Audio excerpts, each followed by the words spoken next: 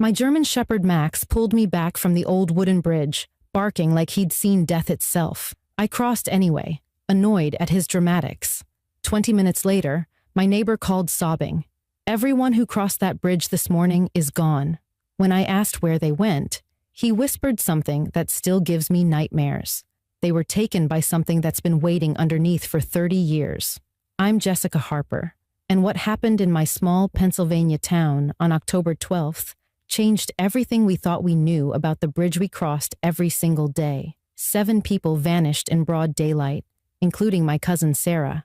But Max, my retired police dog, knew something was wrong before any of us did. He tried to save me, and I didn't listen. Before I tell you what really happened on that bridge, hit subscribe right now and tell me in the comments where you're watching from. Because what you're about to hear isn't just a ghost story. It's the reason an entire town decided some paths should never be crossed again. That morning started like hundreds of others. But by noon, police cars surrounded the bridge. Families were screaming for their missing loved ones, and my dog was the only one who'd seen the danger coming. What he knew by instinct took the rest of us almost too long to figure out. 6 months before that terrible October morning, I'd moved to Millbrook, Pennsylvania, population 3,000 and change. My divorce had just been finalized, and I needed a fresh start somewhere quiet. My cousin Sarah had been begging me to move there for years. "It's perfect," she'd said on the phone. "Small town charm. Everybody knows everybody, and I could really use my favorite cousin nearby." She owned a bakery on Main Street, the kind where people lined up at 5 in the morning for her famous cinnamon rolls. I'd brought exactly 2 things with me from my old life in Philadelphia: my journalism degree and Max, a 5-year-old German Shepherd I'd adopted from the police department. Max had been shot during a drug bust and couldn't work anymore, but he was still the smartest dog I'd ever met. He could open doors, find lost items, and had this weird ability to sense when something was wrong. The cops who'd worked with him said he'd saved 12 lives during his 3 years on the force. Millbrook felt like stepping back in time in the best way possible. Victorian houses with wraparound porches, a main street where shop owners knew your name after one visit, and yes, the famous Millbrook Bridge. It was this old wooden-covered bridge built in 1892, the kind you see on postcards. The bridge crossed Millbrook Creek and connected the residential area where I lived to downtown. Without it, you'd have to drive an extra 4 miles around the creek. Every morning at 6, Max and I would jog across that bridge. It became our routine, our special thing. The boards would creak under our feet, and morning light would stream through the gaps in the walls. Max loved it. He'd run ahead, then wait for me at the other end, tail wagging like crazy. Other joggers used it too. Sarah crossed it every morning at 6:30 to open her bakery. The elementary school teachers walked across around 7. Mrs. Chen, who ran the flower shop, drove her little green car across it every day at 7:15 exactly. My neighbor Tom Brennan was basically the unofficial town historian, 67 years old, retired history professor, and the kind of guy who could tell you what year every building was constructed. He lived in the Victorian next to mine, this gorgeous blue house with white trim. Tom was always on his porch reading newspapers, or these old leather journals he collected. "Morning, Jess," he'd call out when Max and I headed out for our jogs. "Beautiful day for a run." Tom had told me stories about the bridge during my first week in town, how it was built by the 7 founding families of Millbrook, how they'd thrown coins off it for good luck for over a century, how young couples would carve their initials into the wood. "That bridge has seen everything," he'd said, smiling. "Proposals, celebrations, probably a few broken hearts too. It's the soul of this town." The founding families were still around, their descendants anyway. The Morrisons ran the bank. The Hendersons owned the mill. The Chens had the biggest import business in 3 counties. The other families, the Turners, Hills, Johnsons, and Bradys, all had their fingers in different parts of the town's economy. Sarah and I were Morrisons on our grandmother's side, though Grandma had left town when she was 18 and never talked about why. Life in Millbrook had a rhythm to it. Coffee at Sarah's bakery, evening walks with Max, writing freelance articles from my home office, chatting with Tom about town history. It was exactly the peaceful life I'd wanted after the chaos of my divorce. I'd even started dating again, just coffee with the local veterinarian, nothing serious. Max approved of him, which was really all that mattered. October in Millbrook was gorgeous. The leaves turned every shade of red and gold you could imagine. Tourists came from all over to take pictures of the covered bridge surrounded by fall colors. Sarah's bakery sold special pumpkin spice everything. The town was gearing up for the Harvest Festival, the biggest event of the year. Vendors were already setting up booths. The elementary school kids were practicing their songs for the festival concert. October 11th was a Thursday like any other. I'd worked on an article about small-town festivals. Sarah had texted me about trying a new apple pie recipe. Max and I had taken our evening walk, waving to Tom, who was carving a pumpkin on his porch. "Big day tomorrow," he'd said, but I thought he meant the festival preparations. I had no idea he was talking about something else entirely. That night, Max was restless. He kept pacing to the window, whining softly, then coming. Back to my bed. I figured maybe he heard a raccoon or something. Dogs get weird sometimes. When my alarm went off at 5:45 on October 12th, Max was already by the door, but not in his usual excited way. His ears were flat. His tail was down. When I grabbed his leash, he actually backed away from me. "Come on, boy," I said. "It's jog time. Your favorite." But Max just stared at the door like something terrible was waiting on the other side. I finally got Max out the door that morning, but he fought me every step of the way to the bridge. When we reached the entrance, he planted all four paws and refused to move, something he'd never done in the 6 months we'd lived here. His whole body was rigid, fur standing up along his spine, and he was making this low growl I'd only heard once before, when he'd cornered an armed suspect back in Philadelphia. I tried to see what was bothering him, but the bridge looked completely normal. Morning mist drifted up from the creek below. A few joggers had already passed through, and I could hear birds singing in the trees.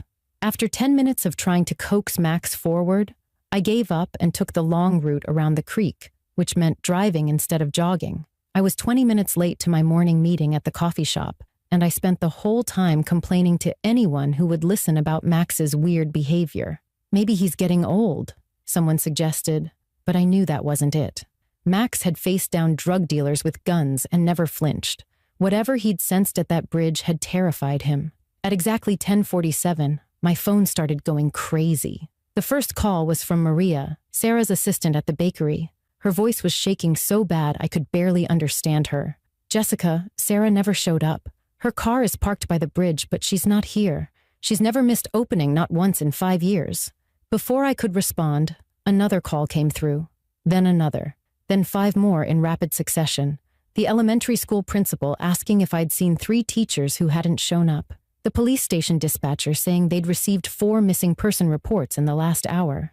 Everyone who was missing had one thing in common. They'd all crossed the Millbrook Bridge between 6 and 8 that morning. Tom Brennan's call came through as I was already grabbing my camera and reporter's notebook. His voice sounded broken, like he'd aged 20 years in 20 minutes. "Jessica, you need to come to the bridge right now. Something terrible has happened. Everyone who crossed this morning is gone. 7 people, including your Sarah." The way he said 7 people made my skin crawl. There was something specific about that number, something in his voice that suggested this wasn't random. I drove to the bridge with Max reluctantly in the back seat, and the scene that greeted me was like something from a nightmare. Sarah's red Honda was parked at the entrance, driver's door hanging open, her coffee still in the cup holder, steam still rising from it like she'd just stepped out. On the bridge itself, personal belongings were scattered everywhere. A child's Pokémon backpack lay in the middle of the walkway. An iPhone was still playing a morning workout playlist on repeat. A single black high-heeled shoe sat perfectly upright on the wooden railing. Mrs. Chen's groceries were spilled across the planks, oranges rolling toward the edge, a gallon of milk leaking through the boards. Detective Rivera was already there with 3 patrol cars, and he looked completely lost. "No signs of struggle," he kept saying to anyone who would listen. "No blood, no damage to the bridge, nothing. People just vanished." The security camera from Murphy's gas station across the road had captured some footage, but the morning fog had been so thick that you could only see people entering the bridge, never exiting. The last person seen was Mrs. Chen at 7:15. After that, nothing. Like the bridge had just swallowed them whole. While the police strung up yellow tape and started what looked like a useless search of the creek below, Tom pulled me aside. His face was pale, and his hands were shaking as he grabbed my arm. "There's something you need to know about this date, October 12th. This exact thing happened 30 years ago, down to the number of people missing." He pulled out his phone and showed me a scanned newspaper article from 1994. The headline read, "7 children vanished during school field trip." The article described how 7 kids had disappeared while crossing the bridge during a morning field trip. They were never found. No bodies, no clues, nothing. "But that's not all," Tom continued, pulling up more articles on his phone. 1964, 7 teenagers disappeared during homecoming. 1934, 7 factory workers never made it across during their morning shift. 1904, 7 members of a wedding party vanished. Always October 12th. Always 7 people. Always in the morning. He paused, looking at the bridge like it might hear him. "The town leaders have been covering it up for decades, afraid it would ruin us economically. But I've been researching this for 20 years, and I found something else." He showed me a photocopy of an old ledger from the town's historical society. It listed the names of everyone who'd disappeared over the years, and beside each name was a notation, their family lineage. Every single person who'd vanished was a descendant of Millbrook's 7 founding families, the same families who'd built the bridge in 1892. "Check the names of today's missing," Tom said quietly. I pulled out my phone and started checking social media, town records, anything I could access quickly. Sarah Morrison, descendant of the Morrison family. The 3 teachers, Jennifer Turner, Michael Hill, and Patricia Brady. The jogger was Robert Johnson IV. Mrs. Chen had married into the family, but was born a Henderson. The 7th person, who we'd just identified, was Samuel Creek, who'd been walking his dog. My blood turned to ice as I realized what Tom was really telling me. This wasn't random. It was targeted. And if it was targeting founding family descendants, then I was on the list, too.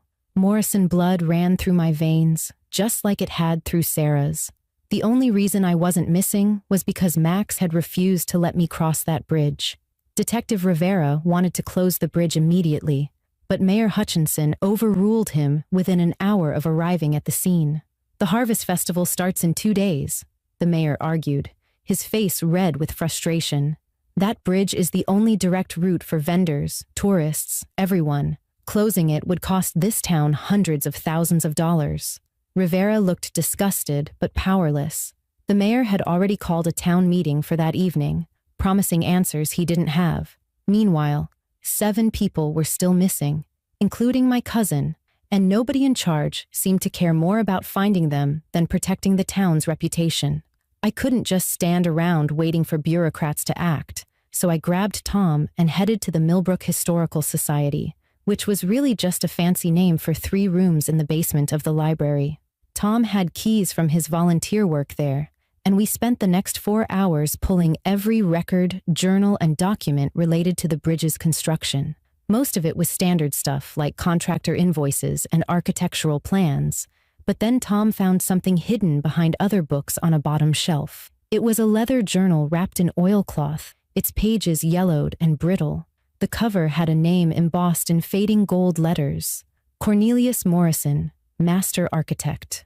Cornelius Morrison was my great-great-great-grandfather, and the man who'd designed the bridge. His journal should have been displayed prominently in the Historical Society, not hidden away like something shameful.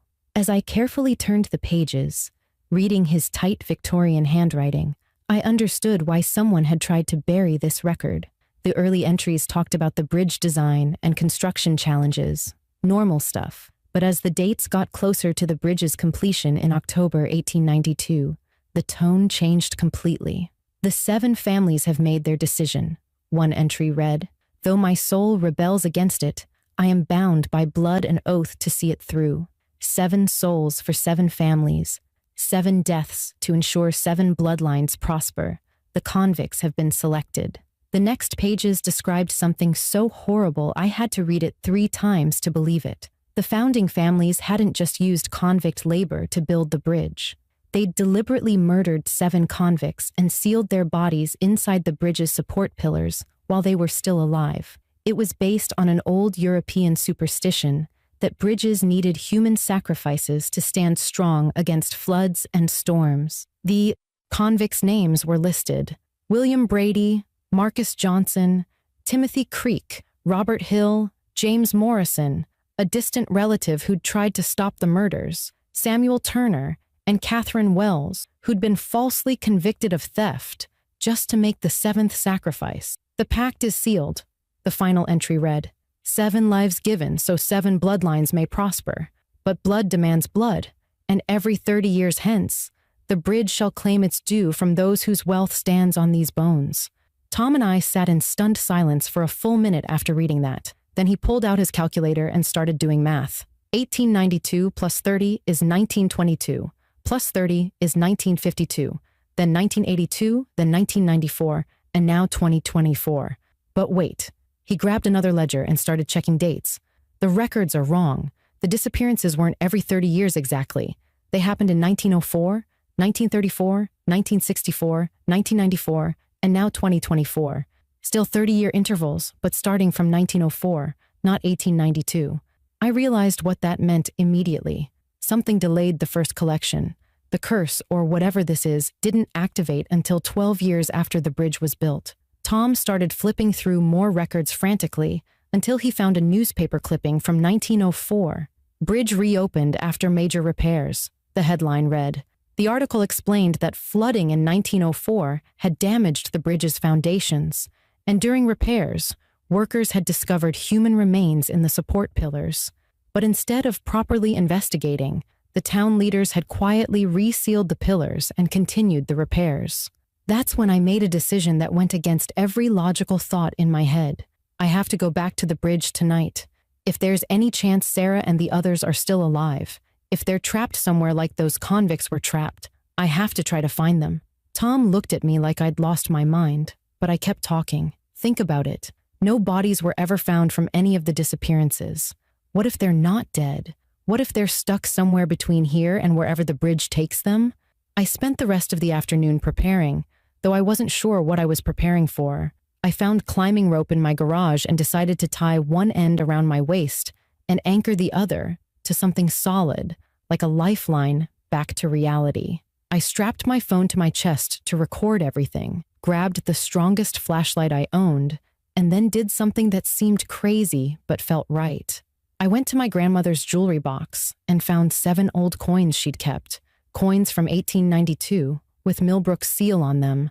Grandma had fled this town at 18 and never returned, but she'd kept these coins her whole life. Now I thought I knew why. As the sun started setting, I drove back to the bridge with Max. He went absolutely berserk when he realized where we were going, actually trying to grab the steering wheel with his teeth to make me turn around. I know, boy, I told him, my voice shaking. But Sarah would do this for me. She'd walk into hell itself if it meant saving me. When we parked at the bridge entrance, I had to lock Max in the car, despite his frantic barking and scratching at the windows. His desperation to stop me almost broke my resolve, but I kept thinking about Sarah floating in some horrible limbo, waiting for someone to save her. I tied the rope to Sarah's abandoned car and tested it 3 times to make sure it would hold. Then I put the 7 coins in my pocket, turned on my flashlight and phone camera, and stepped onto the bridge as darkness fell. The temperature dropped instantly, like I'd walked into a freezer. The wooden planks that had been solid that morning felt soft and unstable under my feet. And from somewhere below the bridge came a sound that made my whole body shake. 7 voices singing in harmony, using words from a language that sounded older than English, older than anything that should exist in Pennsylvania. With each step forward, the singing grew louder, and I knew with terrifying certainty that whatever had taken Sarah and the others was waiting for me too. Halfway across the bridge, everything changed in an instant. The rope around my waist went completely slack, and when I turned to look back, I couldn't see my car or the road anymore, just a wall of absolute darkness that seemed to swallow even the beam of my flashlight. The singing below grew so loud it felt like it was coming from inside my skull, 7 voices weaving together in a harmony that was beautiful and terrifying at the same time. Then, the wooden planks beneath my feet started to turn transparent, like someone was slowly adjusting the opacity on glass, and I could see straight down into what should have been Millbrook Creek 20 feet below. But there was no creek. Instead, I was looking into a massive underground chamber carved from solid rock, lit by this sick, greenish-blue light that seemed to come from the stones themselves. The chamber was easily the size of a football field, with carved pillars reaching up toward where the bridge's supports should be, and suspended in the air, floating like they were underwater, were the missing people. Sarah was closest to me, maybe 10 feet below, her eyes wide open but completely blank, her body slowly rotating in the phosphorescent air. Her mouth was moving like she was trying to scream, but no sound came out. The 3 teachers floated nearby in a triangle formation, their hands reaching toward each other but never quite touching. Mrs. Chen was suspended upside down, her gray hair flowing upward, that single black shoe still somehow on her foot.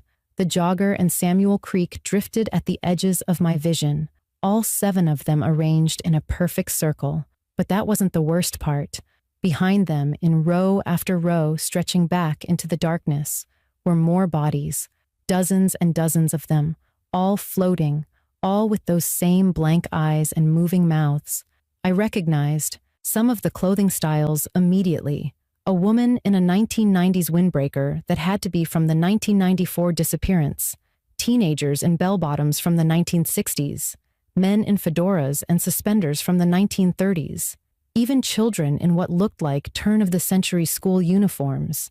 Every single person who'd vanished from the bridge over the last 120 years was here, preserved in this nightmare suspension, neither dead nor alive, but trapped in something worse than either. A figure materialized on the bridge in front of me, and I nearly screamed. It was a man in black and white striped prison clothes, the kind they used in the 1890s. His face was gaunt, almost skeletal, with hollow eyes that somehow still held intelligence and pain. Heavy chains hung from his wrists and ankles, but they didn't seem to slow him down as he walked toward me. Behind him, 6 more figures appeared, all in the same prison stripes, including one woman whose face held so much anger, it made me step backward. "You carry the coins," the first man said, and his voice sounded like rocks grinding together. "You're the first in 130 years to bring the coins." He held out his hand, and I could see through it to the chamber below. "I'm William Brady. These are my fellow damned. Marcus, Timothy, Robert, James, Samuel, and Catherine." Each nodded as he said their name, and I realized with a shock that James Morrison looked exactly like the old portrait of my ancestor hanging in the Historical Society. "The founding families killed us to bless their bridge," William continued, his hollow eyes never leaving mine. "Sealed us alive in concrete to buy their prosperity with our souls. But murder creates its own curse. Every 30 years, we're forced to take 7 descendants as payment for 7 lives stolen. We don't want to. God knows we've tried to resist, but the pact the families made binds us as much as them." He gestured to the floating bodies below. "They're not dead, just as we're not truly dead. They exist between worlds, payment for a debt that can never be satisfied." Catherine Wells stepped forward, her face softening slightly. "But you brought the coins. The original coins the families used to seal their pact. We can feel them burning in your pocket like 7 suns. There's a way to break this curse, but the cost will destroy everything your family built." She pointed to the chamber below. "Throw the coins down there, 1 for each of us, and speak our names. Not our crimes, not our sins, but our names as human beings. Give us back what they stole, our identities, our humanity. Do this, and the curse breaks. But know this," William Brady added, his voice urgent. "Breaking the curse means the bridge falls. Every business, every fortune built on the blood money of our murders will crumble. The 7 families will lose everything their ancestors bought with our lives. the town will know the truth of what their prosperity cost. And you, descendant of Morrison, will be the one who destroyed it all. Can you live with that? I thought about Sarah floating below me, about the teachers, about Mrs. Chen, about all the victims suspended in that horrible space. Then I thought about the 7 people murdered to build a bridge, their souls trapped for over a century as unwilling collectors of an unholy debt. The choice wasn't really a choice at all. I pulled out the 7 coins, feeling them burn hot in my palm. The truth is more important than prosperity built on murder, I said, and I meant every word. One by one, I threw the coins into the chamber, each one blazing like a meteor as it fell. With each coin, I spoke a name clearly and firmly. William Brady. The first coin exploded in white light. Marcus Johnson. The second coin caused the floating bodies to start moving. Timothy Creek. The third made the chamber walls crack. Robert Hill. The fourth caused the bridge to shake violently. James Morrison. My cousin. My family. The fifth coin made James smile. The first human expression I'd seen from any of them. Samuel Turner. The sixth started pulling the floating bodies upward. Catherine Wells. Innocent woman murdered for a lie. The seventh coin shattered the entire illusion. The bridge exploded with light so bright, I was temporarily blinded. I felt myself flying backward. The rope around my waist suddenly taut again, dragging me toward safety as the bridge collapsed behind me with a sound like thunder. The last thing I saw before I hit the ground was 7 figures standing in the light, no longer in prison stripes but in normal clothes, raising their hands in what looked like gratitude or farewell before dissolving into the brightness. Then everything went black. I woke up on the muddy bank of Millbrook Creek, with Max licking my face frantically, his wet nose pushing against my cheek while he whined in relief. Around me was chaos that looked like a miracle. Sarah was sitting up just a few feet away, coughing creek water and looking confused, but alive. The 3 teachers were huddled together, holding each other and crying. Mrs. Chen was being helped to her feet by 2 paramedics, still clutching her groceries like she'd never let them go. All 7 missing people were scattered along both banks of the creek, soaking wet and disoriented but breathing. The bridge was completely gone, not even rubble remaining, just the ancient stone support pillars standing in the water like tombstones. The official explanation came quickly, delivered by Mayor Hutchinson at an emergency town meeting that night. A structural failure caused by 100-year-old wood rot had caused the bridge to collapse, creating a vacuum effect that had somehow pulled people into the creek where they'd been trapped in air pockets under the debris until the bridge's final collapse freed them. It was ridiculous, impossible, and nobody who'd been there believed it. But it was easier than the truth. The security footage from the gas station had mysteriously corrupted, showing nothing but static for the crucial hours. My phone, which I'd strapped to my chest to record everything, was waterlogged and dead, but I had something better than footage.